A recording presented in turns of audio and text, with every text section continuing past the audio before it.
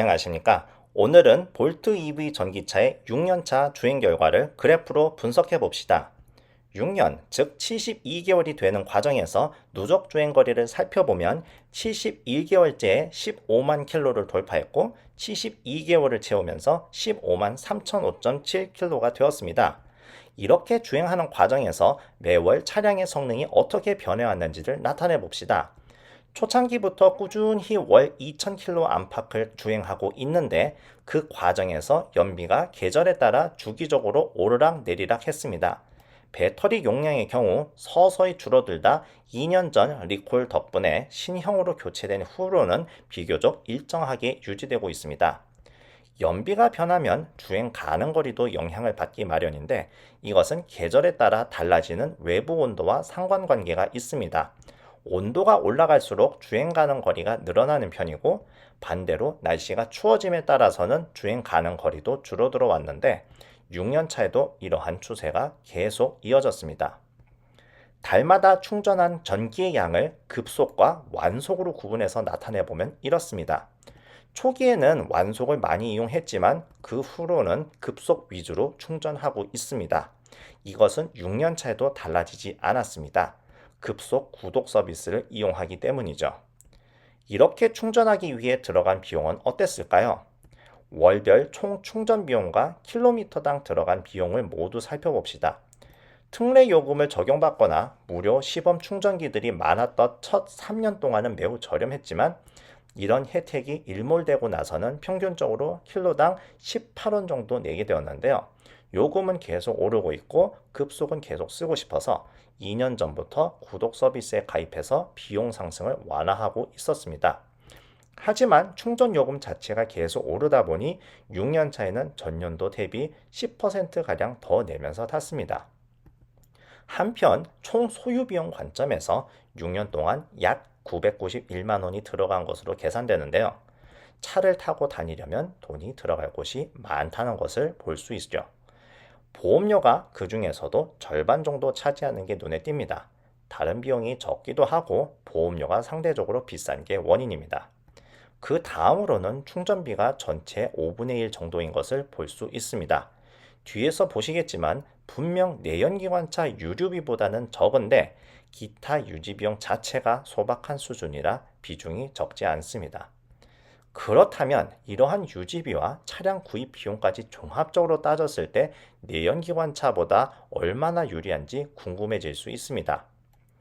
볼트 EV를 구입할 때까지 타고 다녔던 소나타2를 계속 유지했다면 현재 보조 차량으로 유지 중인 그랜저 TG를 전기차 없이 주력 차량으로 타고 다녔다면 아니면 가솔린 버전의 코나를 볼트 EV 대신 샀다면 이들과 비교가 이루어지려면 예상 발생 비용을 계산해야 합니다.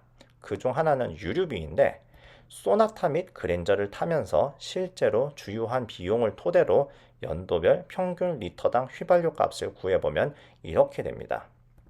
여기에 볼트 EV의 실제 주행거리 실적을 곱하고 차량별 연비로 나누면 각 차량의 연도별 연료비를 산출할 수 있습니다. 충전 요금 혜택이 극에 달했던 시점엔 전기차 충전 비용이 가솔린 주유비의 28분의 1에서 46분의 1밖에 나오지 않기도 했는데요. 2024년엔 충전 요금이 많이 인상되었음에도 불구하고 충전 비용이 주유하는 것의 5분의 1에서 8분의 1 수준입니다. 많이 탈수록 본전 뽑기에 가까워지기 쉽습니다. 전기차의 또 다른 매력은 고속도로를 하이패스로 통과할 때 50% 할인이 된다는 것인데요. 장거리 여행을 틈틈이 하는 저의 경우는 보시다시피 상당히 많이 할인을 받아왔습니다. 물론 할인이 안 되는 유료 도로도 종종 타서 정확히 반값은 아니지만 말이죠. 이런 차이점과 함께 각 차량의 자동차세나 보험료까지 고려해서 72개월 동안의 총 소유 비용을 계산해보면 다음과 같습니다. 5년차 분석 후 달라진 점은 바로 그랜저가 볼트 EV에 역전당했다는 것입니다. 볼트를 안 사고 그랜저를 그대로 탔으면 6년 만에 돈이 더 나갔을 것이란 뜻이죠. 아직 소나타와는 격차가 있어서 계속 몰아봤는데 그렇게 76개월째까지 오게 되니 주행거리 16만 킬로미터를 달성했습니다. 미국 사람들 기준인 10만 마일도 얼마 되지 않아 통과했고요. 이제 교체된 배터리를 빼고 모든 보증이 끝났습니다. 앞서 본 그래프를 갱신해 봅시다. 월간 성능 추이 그래프에 4개월어치의 데이터를 더하게 되면 이렇습니다. 1만 킬로미터 가까이 추가로 주행을 했음에도 불구하고 배터리 용량은 여전히 잘 유지가 되고 있는 점이 눈에 띕니다. 주행거리 대 온도 그래프도 봄의 끝자락에서 가을 초입까지 데이터가 추가되는데요. 예년보다 빨리 더워지고 체감 온도도 더 높았던 탓에 에어컨을 많이 틀게 되어 주행 가는 거리가 늘지 않은 점이 두드러집니다. 월간 충전 결과의 경우 여름철에 여행을 다니면서 기존과 비슷하게 급속 충전소를 찾아다니다 보니 패턴에 차이가 없었습니다.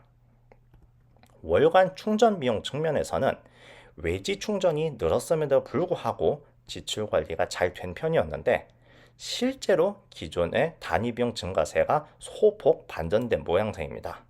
이는 기존에 구독하던 SK일렉링크가 할인율을 대폭 줄이기 전에 저에게 더 잘 맞는 EV시스의 구독 제도로 갈아탄 덕분입니다.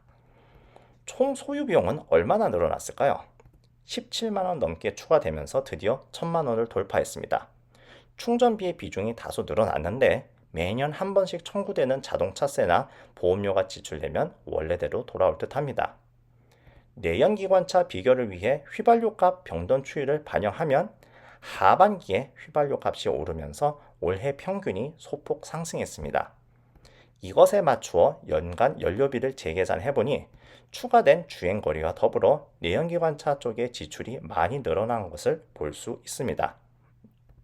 유료 도로 결제액의 경우도 여름철 여행 덕분에 지출액이 2배가 되었는데 할인율 못 받는 내연기관차가 내야 할 금액은 훨씬 더 늘어났겠죠. 이런 상황을 모두 반영해서 76개월 후의 총 소유 비용을 산출해보면 이렇게 됩니다. 이제는 소나타의 비용이 사실상 볼트 EV와 동등해졌군요. 6년 반도 안 걸려서 전기차 구입 비용이 완전히 상쇄된 셈입니다. 그럼 볼트 EV의 6년차 주행 결과를 정리해 봅시다. 리콜로 교체받은 배터리는 2년이 넘어서도 기존 것보다 용량 유지가 잘 되고 있습니다. 구체적인 분석은 기회가 될 때 다시 해보기로 하겠습니다.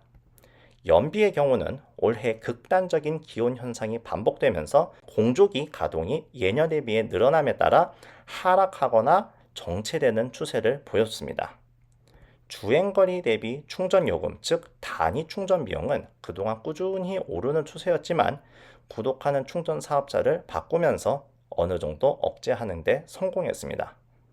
마지막으로 76개월에 이르러서 기존 내연기관차를 그대로 타고 다니는 것을 기준으로 손익분기점에 도달했습니다.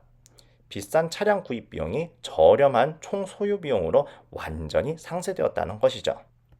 그럼 전기차 구입 및 유지 관리에 관심 있으신 분들께 참고가 되셨으면 합니다. 시청해 주셔서 감사합니다.